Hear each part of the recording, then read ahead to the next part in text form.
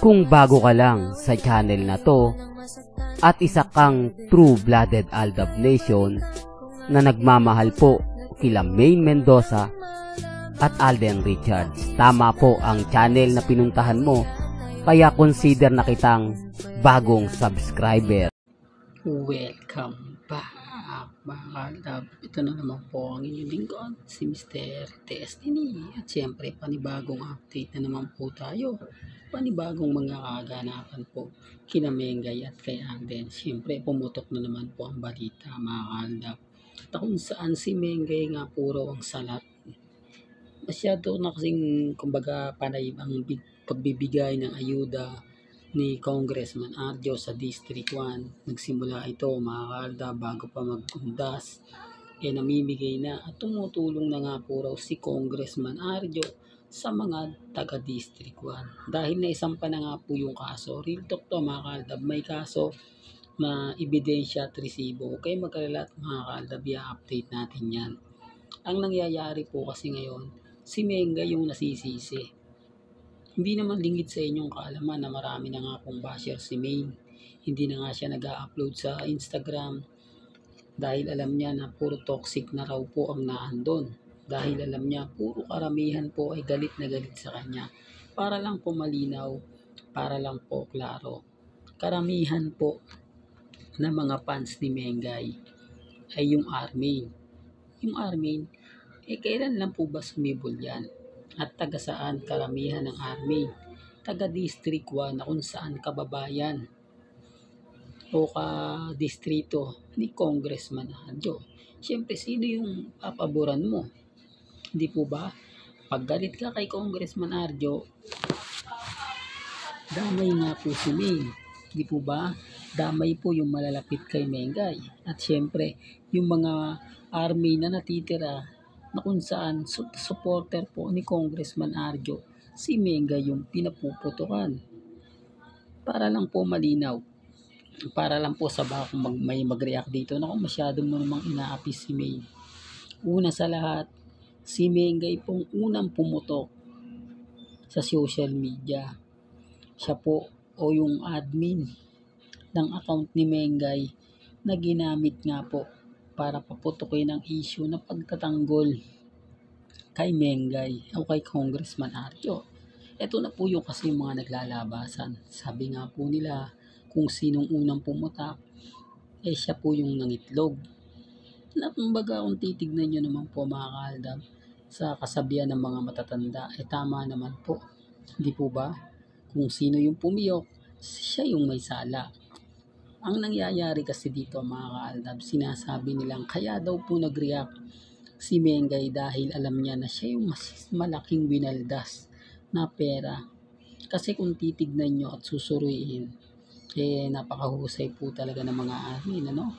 Talagang nadudurog nila si Mengay. Kung ang pamapamasahe nga lang daw po pang travel abroad, hindi sapat ang sahod ni Mengay sa Itbulaga. Tama naman po sila mga Aldab dahil magkano nga naman po ang sahod lang ni Mengay sa Itbulaga. Sinabi naman po yan ni Tito Vic and Joey na mababa lang po ngayon dahil nagsisimula pa lang po sila sa TV5. Pero nagawa na ni Mengay mag-aliwaliw. Di po ba? Kung titignan nyo ang New York, kaya talagang napakalaki ang pamasahe niyan. Libuti mo pa yung Italy, Singapore, di po ba? Rome. Lahat po ng mga binanggit ko talagang mamahalin. Paris, di po ba? Tapos bumili pa po siya ng mga item na kung saan nga po mga Aldab, talagang mapapaisip ka. Talagang ikaw yung magsasabi na kung saan nga po ba talaga nanggaling ang pera ni Maine Paul Garson. Yan po yung sinasabi ko sa inyo mga Aldab na tinahitahi po kasi nila. Tapos nakita nyo naman po na ipinost yan sa social media na kasama si Congressman Arjo. Sa totoo lang po, iba po yung biyahe ni Congressman Arjo. Kumbaga pang sarili po nila yun yung sa Topak at yung bago niyang palabas o yung pagpunta niya dun sa premiere, kasama niya yung pamilya Taide at hindi po siya kasama. Ilang beses po yun. Tapos pumunta po sila ng France dahil sa bahay nila. Lahat po yun idinugtong. Kumbaga inilagay kay Mengay. Ganyan po sila kalupit. Kaya yung mga tao na kumbaga na brainwash na.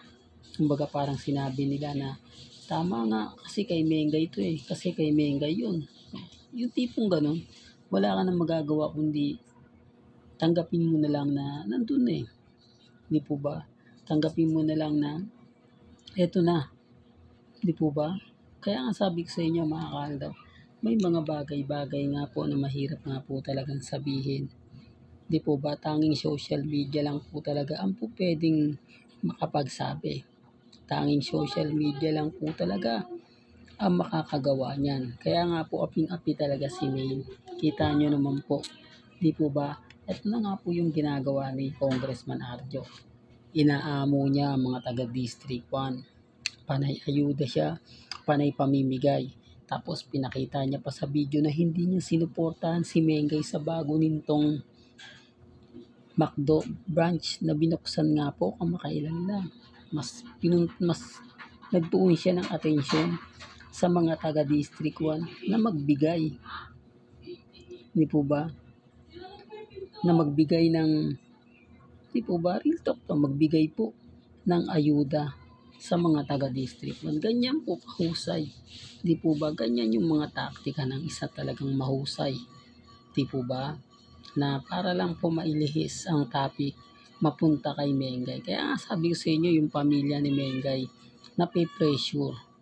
Di po ba? Tapos ang kumakalat nga po, pera daw po ni Congressman Arjo ang ginamit dyan para pag nagkaroon ng investigasyon, ligtas na ligtas nga po si Congressman Arjo. At syempre, lahat ng kayamanan niya i-dispose niya na para masabi na talagang simpleng pamumuhay lang.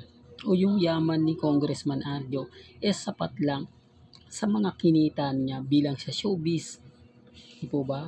Napakahusay. O kaya nga sinasabi ko sa inyo mga kaldab, may kanya-kanya tayong opinyon at pananaw. Dahil lang po kay Mr. Destiny, nalalaman nyo yung mga bagay-bagay na hindi nyo po naiintindihan. Kaya po yung mga nagre-react dyan, nagalit kay Mengay, normal lang po yan mga mamis, mga titas, mga senior. Nakita nyo naman po siguro yung mga video at narinig nyo naman po yung mga sinabi ko. Ganyan po sila kadesperado. Kaya nakakakuha sila ng atensyon para po magalit ng tuluyan kay Mengay. Di po ba? Real to kaya mga kaaldab. Well, ulitin ko po. Sa lahat po ng mga komento ninyo, pabor man o hindi, nire-respeto ko po yan at ginagalang. Kung ano po yung paniniwala po ninyo, okay lang po yan. Sabi ko nga, hindi po ako nagdi-delete ng mga comment dyan. Masakit, maanghang, tanggap ko po yan. Kasi alam ko, yan po yung isa sa nagiging basihan para yung iba mapaisip din. Di po ba? Well, hanggang dito na lang po ang ating latest updates. Kaya kung gusto nyo pa po ng pinaka-latest at sariwang update, abay tumutok lang po kayo dito po sa channel ni Mr. Destiny para updated po kayo sa mga bago at sa mga latest na i-upload po natin maya-maya lang. Hanggang sa muli, salamat po sa panonood at pakikinig.